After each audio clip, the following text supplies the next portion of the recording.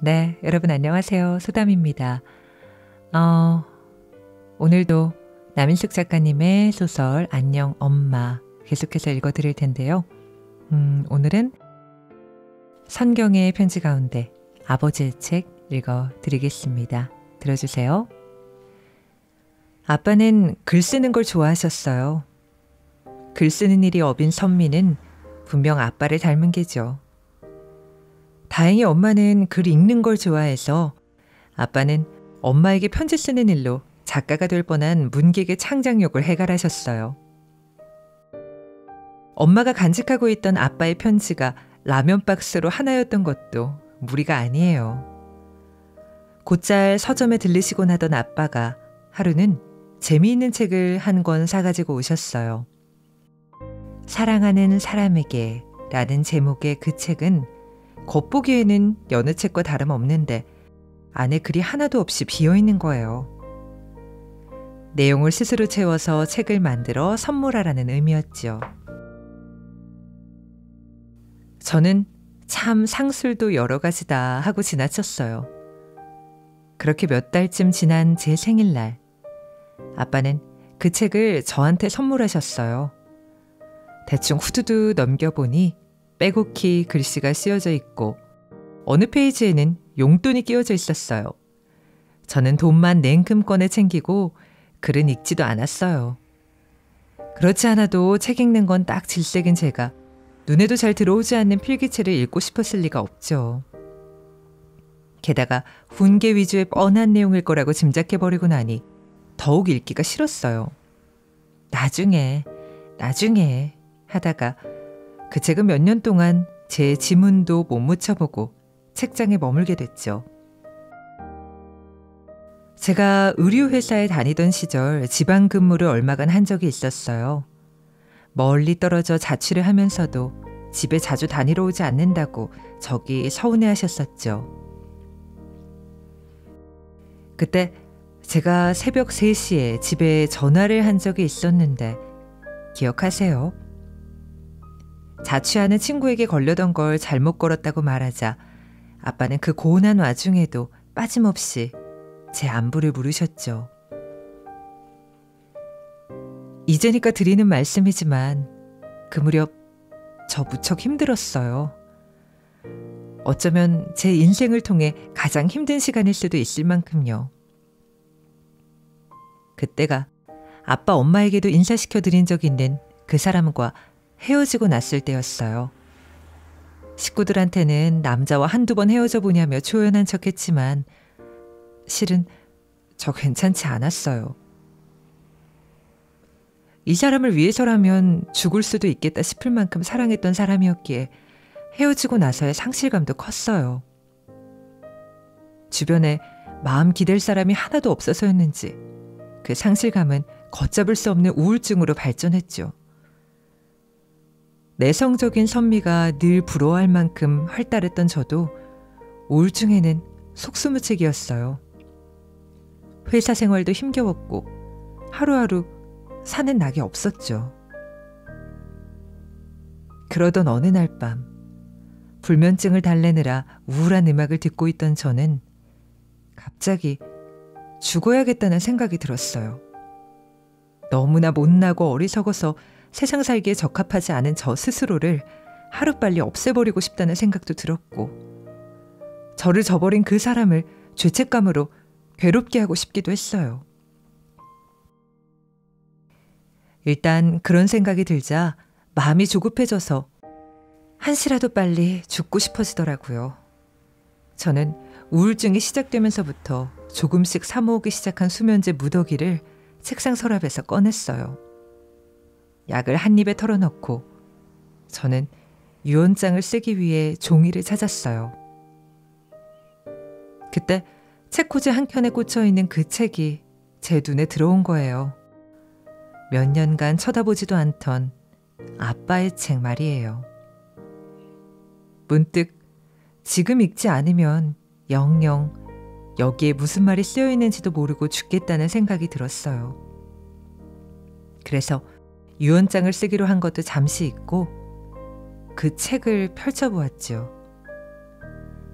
앞부터 차근차근 읽을 엄두는 나지 않고 무작정 펴서 책장을 갈라 펼쳐보았는데 거기에 이런 말이 써 있었어요.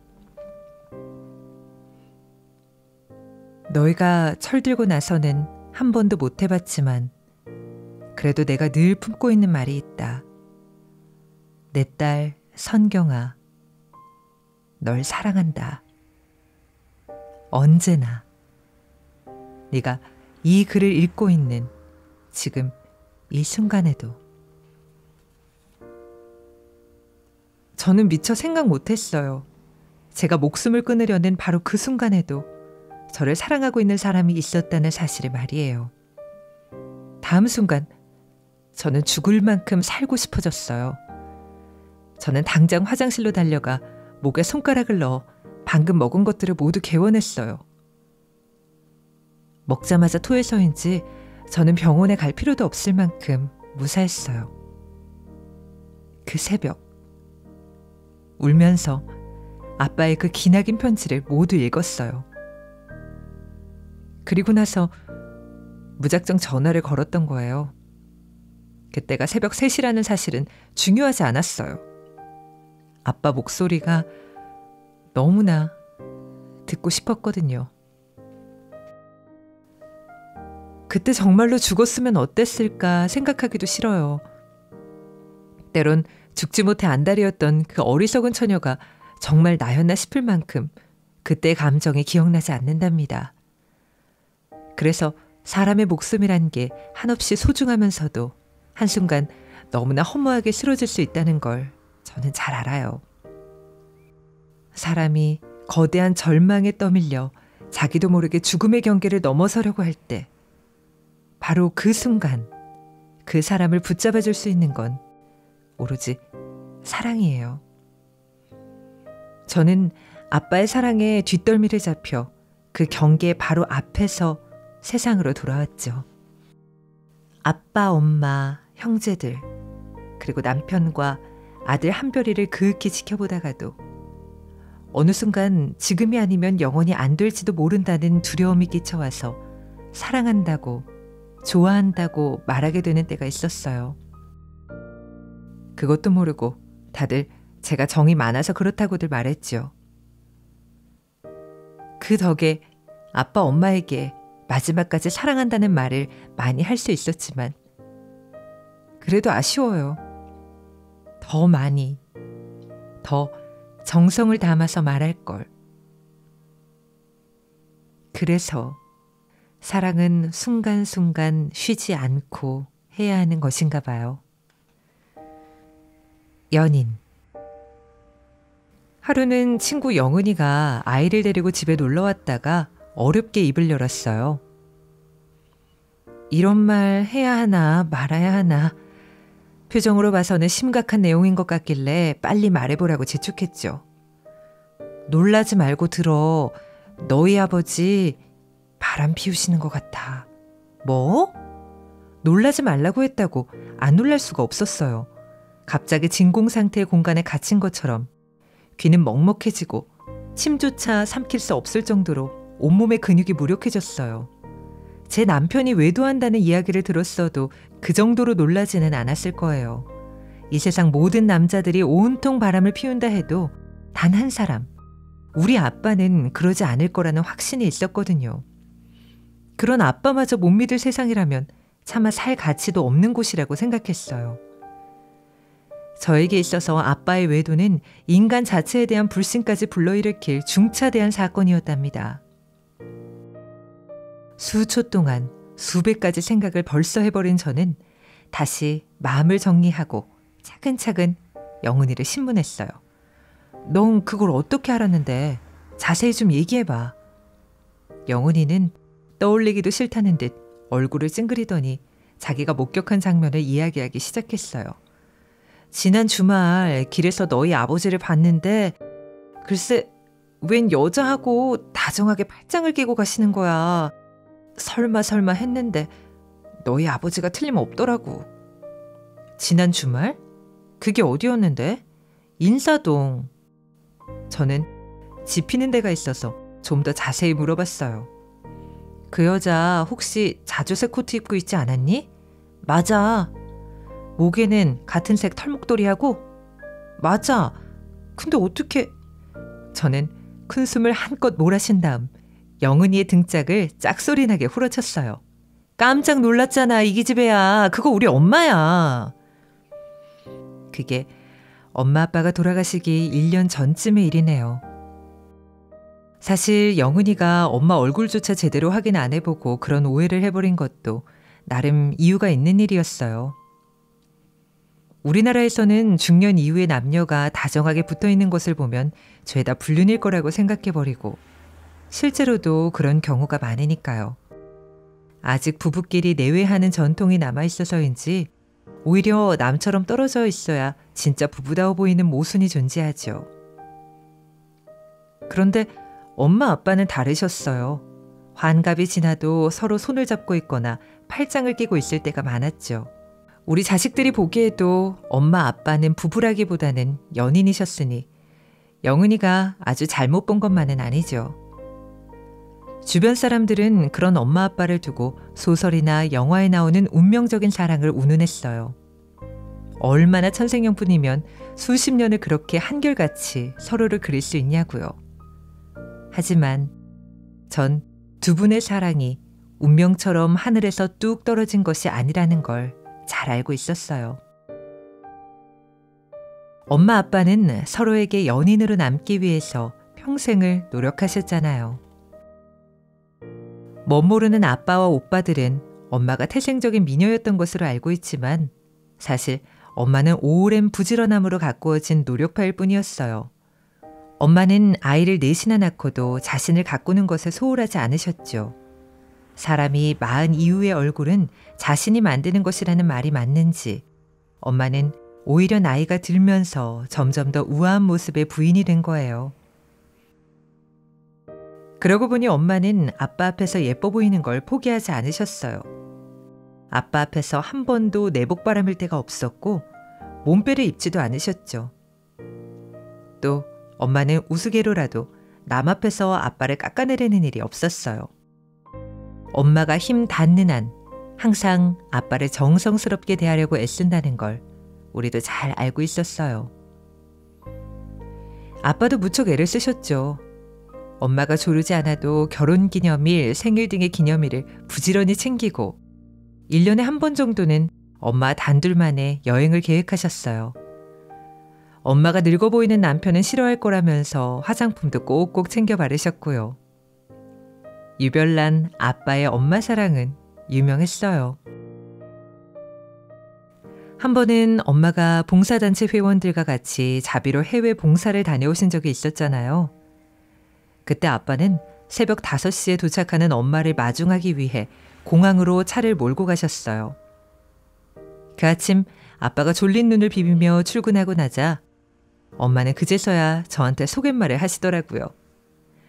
나오지 말라니까 그 애 나와서는 저렇게 피곤해하네.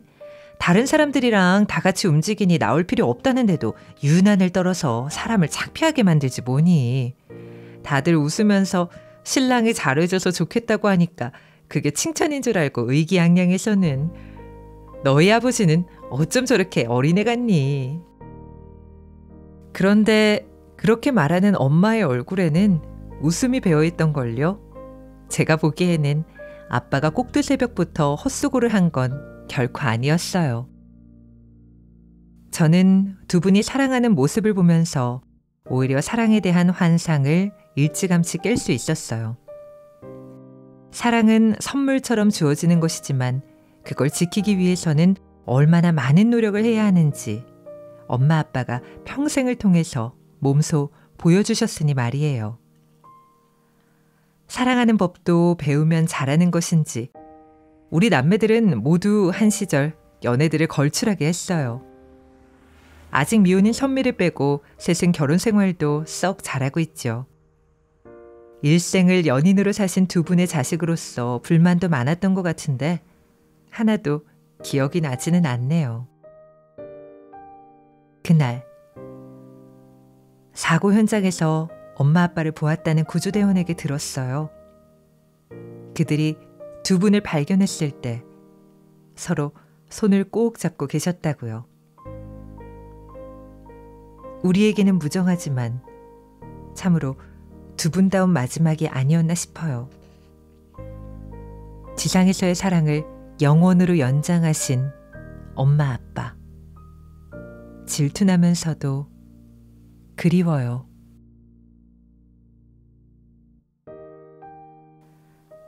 아이를 잠들게 하는 법. 저도 잘 압니다. 저는 분명 우직하고 착하고 그저 무난한 장남이었습니다. 그런 제가 우리들 중 가장 예민한 성격이라는 걸 아는 사람은 많지 않습니다.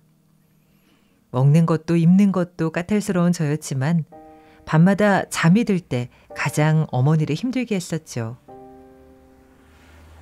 아직도 저는 어린 시절 쉽게 잠을 이루지 못했던 밤의 고적한 느낌을 기억하고 있습니다. 9시 텔레비전에서 이제 어린이들이 잘 시간입니다 하는 멘트와 아이가 자는 모습을 그려놓은 그림이 흐르는 시보가 나오면 괜히 초조한 기분이 되곤 했어요. 도대체 다른 사람들은 어떻게 그렇게들 빨리 잠이 드는지 이해할 수 없었습니다.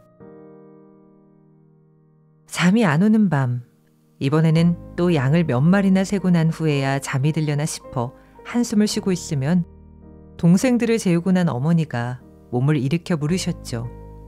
왜? 또 잠이 안 와?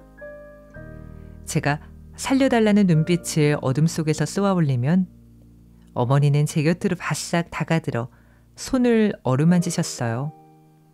그리고는 제 손바닥을 펴서 손가락 끝으로 살살 긁으며 옛날 이야기를 들려주셨죠.